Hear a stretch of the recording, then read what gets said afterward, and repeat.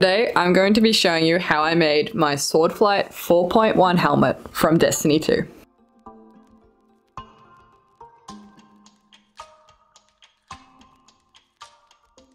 I just noticed that my shirt matches my hair gradient.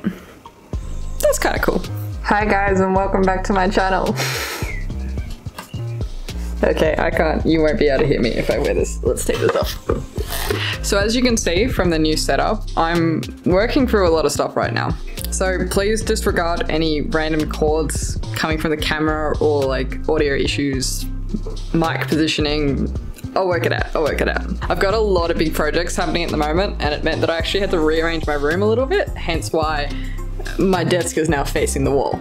But this also means that I can show you my screen, and which is highly relevant for today's video because we are going to be making a helmet from Destiny 2, which happens to be the one that my character is wearing right here. My hunter had quite the aesthetic going before Beyond Light, but sadly a lot of armor pieces, such as this particular helmet in-game, I can't level up anymore, so they've become kind of redundant, which sucks, but that's okay. It's still a really cool looking helmet, and I like how it looks. I actually used it in a couple of little drawings and comics I made of this character, which I will probably show on screen. And like, I've been thinking about making a Destiny costume since it came out, and funnily enough, I was looking at the Destiny STL generator, looking at armor pieces, seeing, you know, how plausible is it to make, how much cleaning up do the models need, that sort of thing.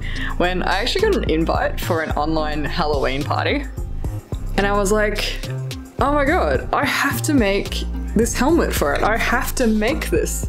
That would be so cool. There was just one problem with that, and that was that the party was in a week.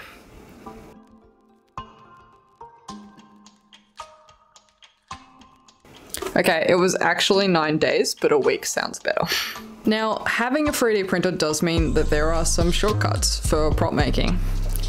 And I'll talk a bit about that later. I sort of gave it some thought as to whether having a 3D printer has ruined prop making for me. Because in the past, and I mean like way in the past, like when I was 15 and started making props and costumes, I was making everything by hand. This blade of woe is actually made out of wood, clay and fabric. I've made some things with EVA foam before as well, but having a 3D printer means you can take game files and fix them up in Blender and print them. So it does take a lot of the design work out of it. But it also adds some more work in other areas, so I'll talk a bit about that later. But of course, you guys are here to see how I made this thing, so let's just jump right into it.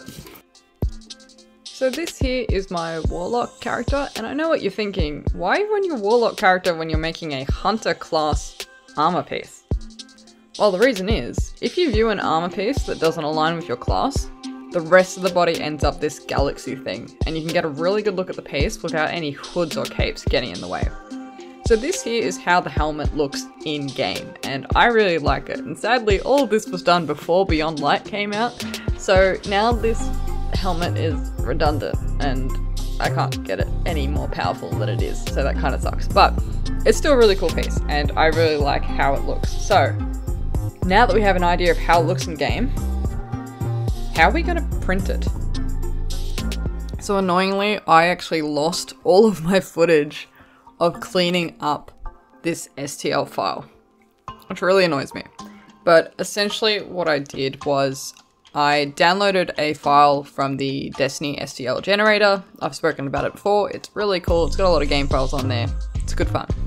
I downloaded it, opened it in Blender, and set to work carving out the inside by using a difference modifier. Once that was done, I was left with a pretty messy looking mesh. So I went in and literally cleaned up every single vertice until there was no collisions, clipping, anything like that. It made sense as a physical object and was nice and clean and simple. After that, I smoothed a lot of the edges down and brought up the resolution of the mesh. During this stage, I also separated the faceplate from the rest of the helmet and split the main body in two so that I could print it in two halves. A really difficult part of this project was actually working out the measurements. There was a lot of guesswork involved. There are some measuring capabilities in Blender, but it was pretty hard to do this on my own and like measure my head and make sure everything fit perfectly.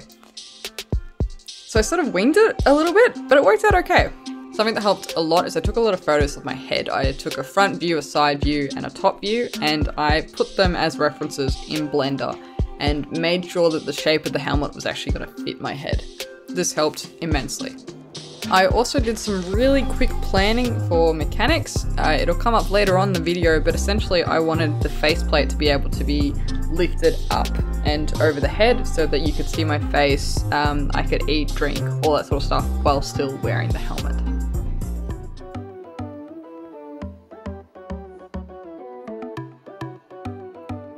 So this took absolutely forever to print. The first side alone took like 60 hours and it was killing me. It was so slow. And of course, it takes so long to build that I was really concerned that it wasn't actually going to fit and I wouldn't be able to make the deadline if I had to reprint too many of these pieces. So it was a very stressful 60 hours, I have to say.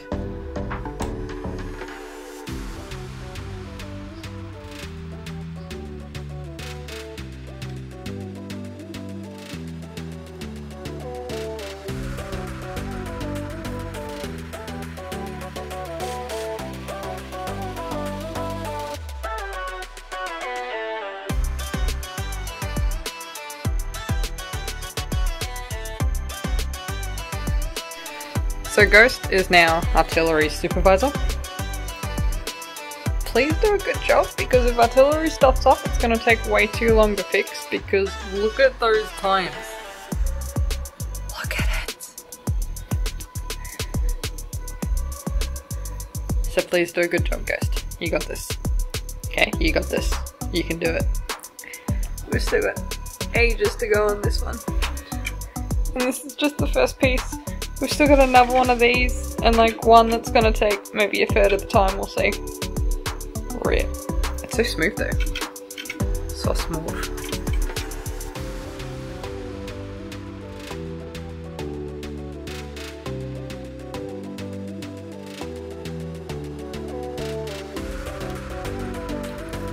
So while we're waiting for this to take like 3 days or something to print, here's my Paladrium. How's it going? I need to top off the water a little bit, and I've stopped the waterfall because it's very loud, so sometimes I just let it bubble in the back, which you can sort of see there. So the fish are going well, but I'm kind of thinking like what I want to do with it, because I want to improve it, and I've added some plants and stuff. But I think I want to add like some little figurines in there. And I don't know what of. I was thinking maybe Star Wars, or like Star Wars, like the speeders and stuff, that sort of scene. Or maybe like some D&D characters. I was also thinking maybe like a little pirate ship, so like it makes the scale look massive. But I'm not sure, so if you have any ideas, let me know down in the comments below, please. That'd be awesome. Thank you. Now back to watching printers print. Just trying to make a grass grow joke, but it didn't work. Sorry, I'll just stop.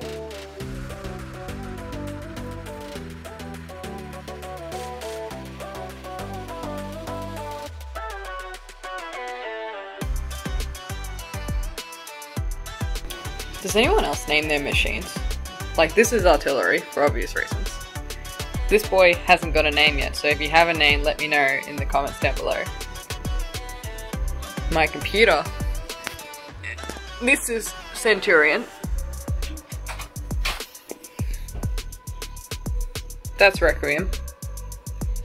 This is Edie. My phone is Imperial. My watch is Ghost. That's why. Yeah, I don't know. I just think it's like a good idea to name your machines and be nice to them. It just makes sense. But also, you know, when the robot apocalypse eventually happens, at least I know that these machines have got my back. you know, maybe I'll be able to survive with a 3D printer. I don't know. Okay, let's get back to printing. So one of the things I'm finding really interesting about this particular print that I've never noticed before is that there's a little issue going on where when the printer nozzle sort of jumps across, it's catching on these structures on the inside, these things here. But it's not actually causing a problem. And even though there's like these gaps where the printer is obviously scuffed through, I think that's just a leveling issue, but it's obviously scuffed through, it's still printing fine. It's able to trace these without any issue, even though they're sort of all over the place. So that's really interesting. I've never noticed that before. Good to know. So I've realised I've made a little bit of an error in my calculations. I was very wary that this was using a lot filament. This is a 1 kilogram thing, and I've marked it so I can leave it overnight and see how much has gone by morning. It's currently at 50%. And I just realised that the Prusa slicer, the slicer program I've been using, actually tells you how much filament's being used in meters. So what I thought was 300 grams was actually like 300 meters or something, and it works out to be 600 grams. So although printing it this way, so that it's only the inside that's going to have structure on it, is going to make it really pretty and will reduce the amount of sanding I have to do, it also makes it more expensive to print. So I tried a couple of other options because I have to print this again for the other side. And essentially, printing it like this is only going to use 500 grams versus the 612 or whatever the current one's at. And printing it like this will use about 350 grams. So it's a bit of a decision because, you know, do I go for the cheaper option, which is going to give me a pretty crappy surface? Maybe it might work out okay, we'll see. Or do I go for the cheaper than the one I'm currently doing but still kind of expensive version and get a nice surface where the only things that have structure are hidden? It's a hard decision, and I'm really not sure which one I want to do. To put it in perspective cost-wise, the filament I'm using, for about 1 kilogram it costs around 40 Australian dollars. So the one that's currently printing is costing me like $24. This way will cost me $20, and on its side like this will cost me $14. Yes, I'm not sure. Luckily, I don't need to make the same sort of decision for the faceplate. I mucked around with the faceplate a little bit, and I've sort of already got it in the most economic way that's not gonna like stuff it up too badly. So this is our faceplate. I was planning on printing it like this, and I think this worked out to be about 300 grams. The other option I have is I can print it like this. Somehow, maybe like this. And I'm using Cura to test things. So as you can see here, Cura tells me this is gonna take 300 grams. If I print it, I haven't actually tried this way, let's try this way. Maybe like that? If I print it like this, that's probably gonna be way less. Let's see. Slicing. Alright, so that's 185 grams. That's a lot less. So cost-wise, let's have a look. 40 times by, what did I say, 185. That's cost me $7. That might be the way to go. Although it's definitely gonna screw that side up a bit. See, that's the level that you'll probably see on the Prusa as well. I can test that actually. So here it is in Prusa. Let's full screen this so I can actually see what I'm doing. So if I slice this, alright, so you see the supports. It's still actually slicing, but you can see the supports Now that's a lot of supports on the inside. So maybe this won't be... Did Prusa have that? Oh yeah, they had that as... Oh, not Prusa. Cura had that as well. Okay. I mean, it's more economical, but is it gonna give us a nice finish? Probably not. To put it in perspective. So let's have a look at Ghost. So all of these sides on the front, they were upwards facing, so they didn't have supports on them. And I've sanded them back. You can still see lines, but they're pretty good, and that wasn't a whole, like, it was a lot of work, but it wasn't too much work. In perspective, where's it good? There we go. So this here, and over here as well, that's remnants of the structure. That one's actually okay. I did alright with that one. That one's not. So I'm afraid that if I print this upside down, I'm gonna get a really terrible outside. So I think what I'll do is take the middle route and print it on its side. The one that's costing me $20 to print. Cool, that's fine. The faceplate, I think I will print how I had it previously, because I want that to be nice and shiny. So yeah, this is my stressful stressful epiphany, and as you can see, we're only halfway there, and it's using up a lot of my supply, but it's going to turn out really cool. And I mean, yeah, that's the trade-off. That's super smooth, and I don't have to do a lot of work on that to get it to like the finished product. So you're sort of thinking about quality and time versus money. So yeah, we'll see how I end up doing this. It really amuses me that this happened because I'm also working on a project that involves like 3D printed trees, and I was very particular about like what orientation would result in the least amount of filament and all that sort of thing, and this one I've done the complete opposite, but that's okay because I've learned, and I will hopefully not make that mistake again and spend too much money making perfect prints. But I suppose it also is about what I've mentioned before. The trees that I've 3D printed, I didn't really care about the quality because I'm going to cover them in clay. They're just a bone structure essentially. This one, I want this to look like metal. So it needs to have like this outside surface. Well, it would be preferred to have the outside surface so I don't have to do as much sanding, because we all know how much I hate sanding. But yeah, we'll see how it goes. So Ghosty Boy has done a fantastic job supervising overnight. We're almost there. 82%. At this rate, it'll be done by 11 PM tonight.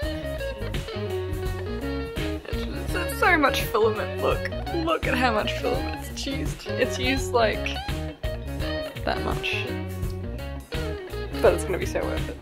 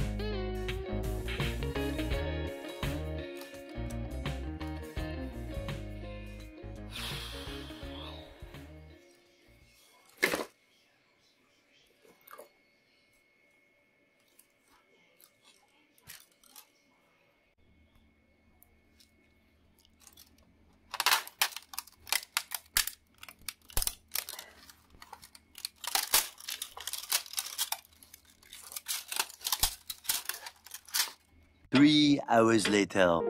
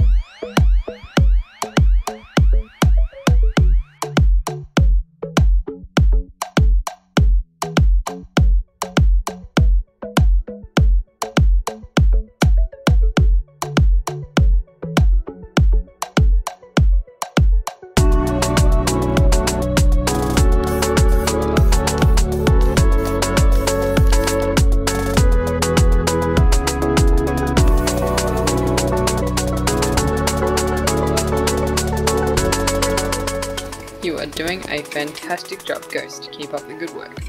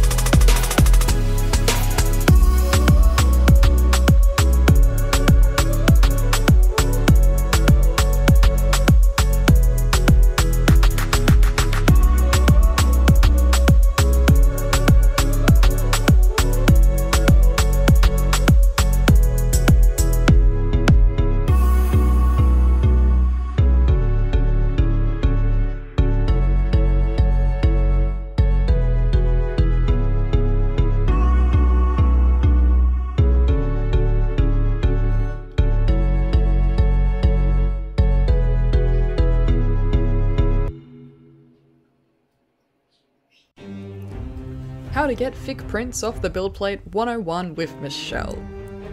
Firstly, you want to cool everything down. Get yourself more ice than beyond light and you'll be good to go. Second, you're going to want to get one of these spatula things or like a flathead screwdriver and tap it under the print. Keep tapping until it's no longer attached. Be careful you don't damage your build plate though. And that's all there is to it. It'll eventually pop off. So remember when I was tossing up how to print this? The bottom edge that had the supports is pretty ugly and ideally needs a lot of cleanup. Keep that in mind when also making the same decision.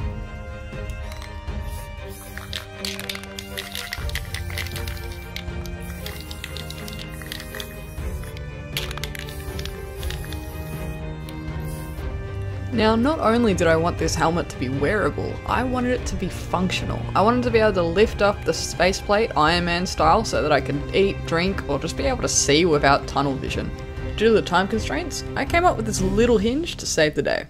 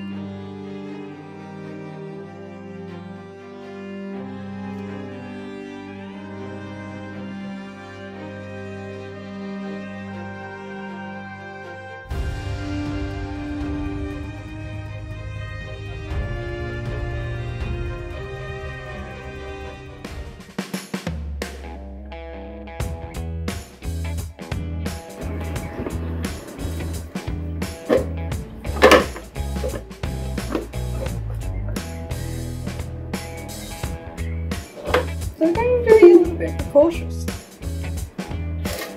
However, you stay up and then move this. Okay, this might be a problem. Because I gotta put it, I gotta go through the head part. So, yeah, okay. Oh, no, no, you need to stay.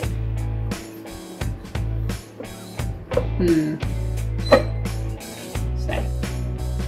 Stay. So maybe I have to like bend backwards a little bit. Oh.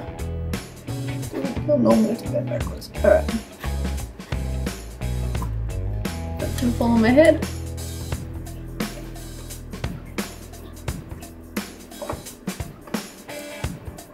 Why is that not closing? Oh my god. What have I done weird? Is that okay? Oh, it's my ponytail. Ah.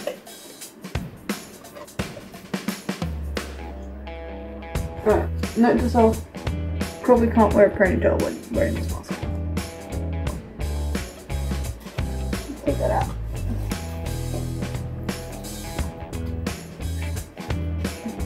Okay, that can all fall down in the neck hole. Okay. That's better. Okay, that'll work. Oh, they're there before. Alright, so now... Oh god. That's gonna need a stopper, isn't it? Yeah. That's definitely going to need a stopper. Something to like hook it there? Or just like something just kind of go, yep, you're gonna stop there until I drag it back down. Because otherwise we're just gonna have this fall on my face constantly. But that's not bad. That's not bad. No, I'm gonna watch me take off.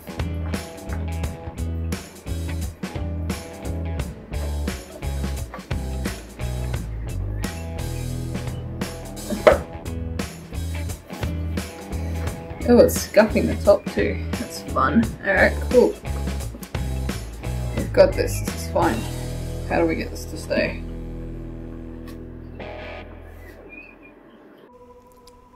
So for some reason, none of these videos had sound, even though they were recorded on my phone.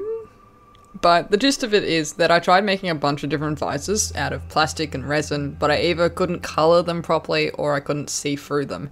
And I really didn't have time to learn how to use plexiglass, so I gave up at this stage knowing that I could just Photoshop a visor in any photos that I took later. Also, here's me talking about the hinge. It's just set in place with EVA foam and can rotate at both points, so the connection to the main body and the faceplate, as you saw in the previous videos. Friction does most of the work in keeping it in two main positions, and I had to cut out a section in the top to allow it to move smoothly, and I had to play around with that a lot to make sure the friction was right so it would actually stay up at the top. It would be awesome to motorize something like this at some point, but I just didn't have time. I literally had like one day to go at this stage.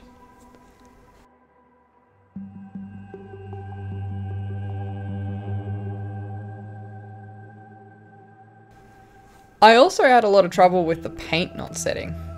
I think it was a combination of using an older primer, not the one shown in videos, I also used another one, and just using too much paint. I think there was just too many layers on.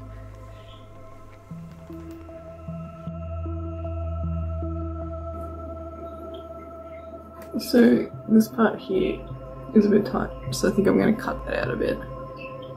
But otherwise that's pretty good. Alrighty, so I've cut out this part here, so I've got a bit more room around my neck, and I'm just going to line it with some fabric so that I don't have to sand, because we all know how much I hate sanding. While I was doing that, because the paint's not really settling, I got some interesting marks here, but I kind of like them. I think it looks like battle damage or something, and I'm gonna leave them. I'm not gonna cover them up. I think it looks cool. Check it out.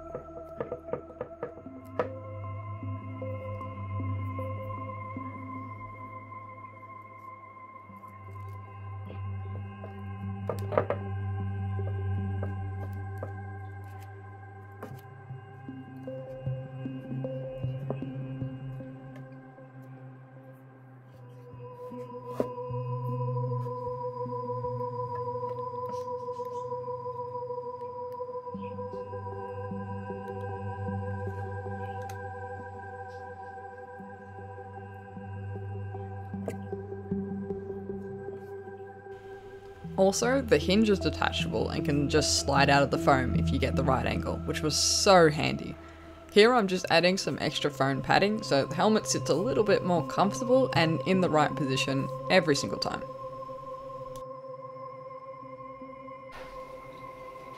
I now have all the Velcro I could ever ask for. All 20 meters of it. Cool.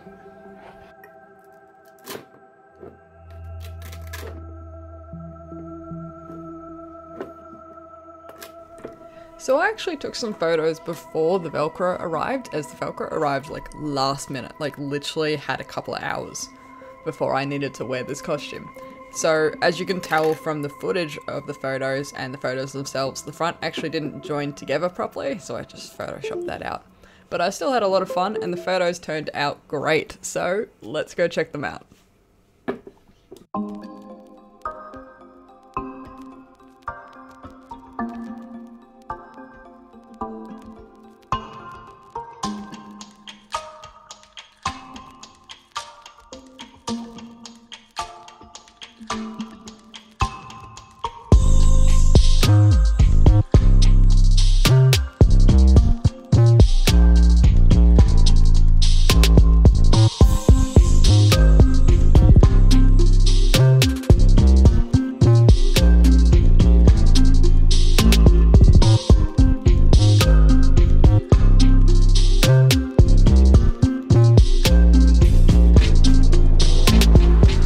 So now let's talk about prop making and what's changed as of having a 3D printer.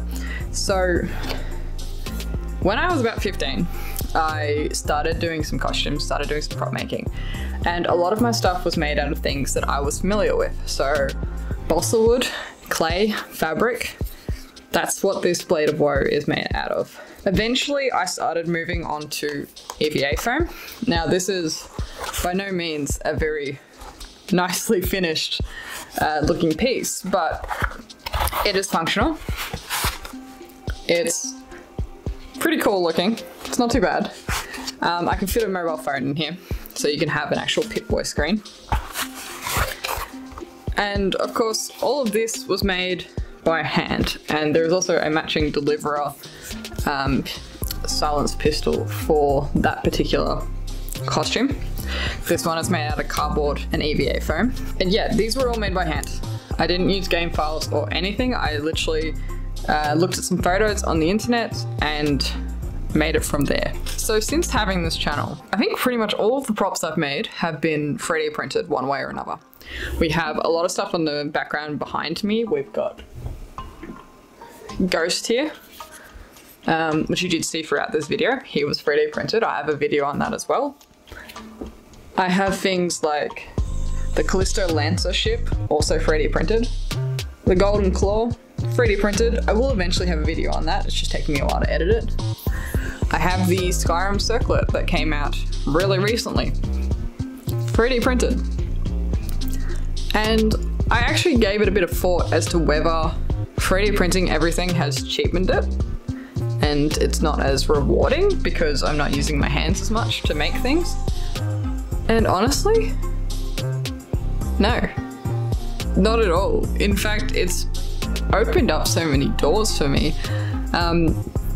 It's just the little things, like it doesn't take me very long to make things anymore. And maybe it's less rewarding to some people, but for me, it means I can focus on other skills. And look, I'm still going to be using EVA foam to make some props. In fact, I've actually got a costume of a mask from Divinity 2 that I'm eventually going to make, and I'm planning on making that out of EVA foam because, one, there's no like files on the internet that I can 3D print, and it's going to be a little bit too difficult to make it in Blender because I'm not very proficient with Blender. But also it's a good excuse to try to learn EVA foam a little better than I did when I was using like a burning tool to make this, and it's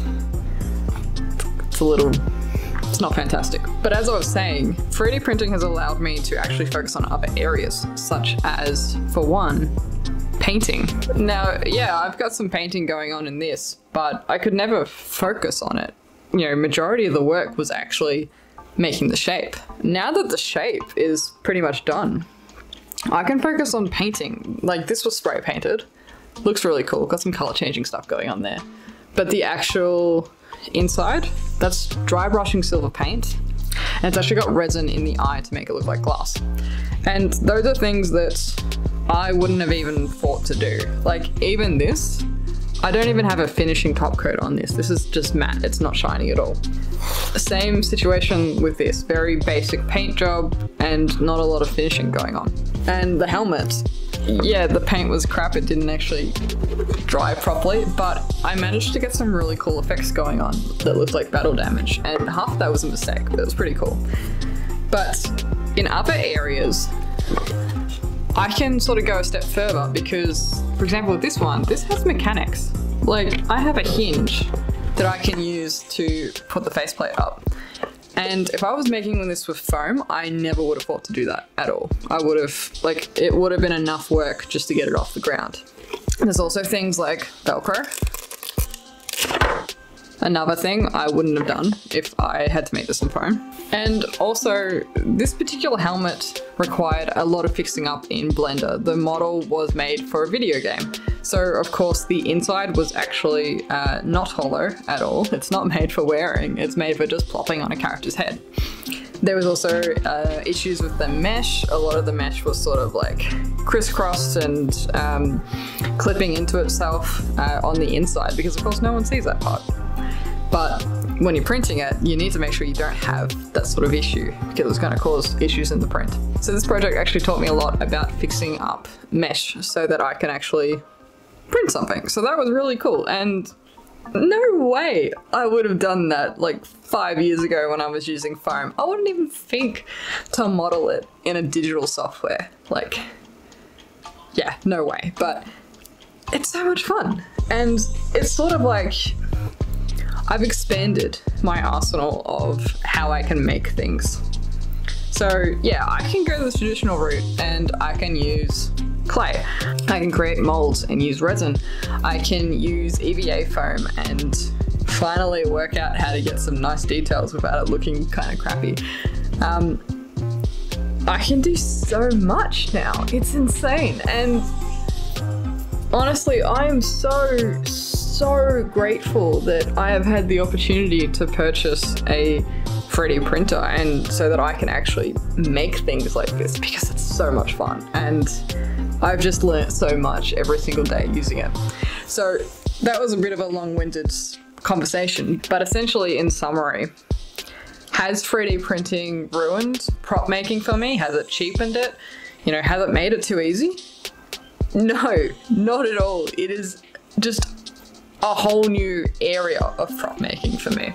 But guys, look, thank you so much for watching this video, and I really enjoy reading all of your comments. So if you have made maybe some Destiny costumes, or you have some tips on how to avoid this crappy paint job, or maybe mechanics for helmets, anything like that, anything at all, put them down in the comments below. I love reading them. I try to reply to all of them if I can.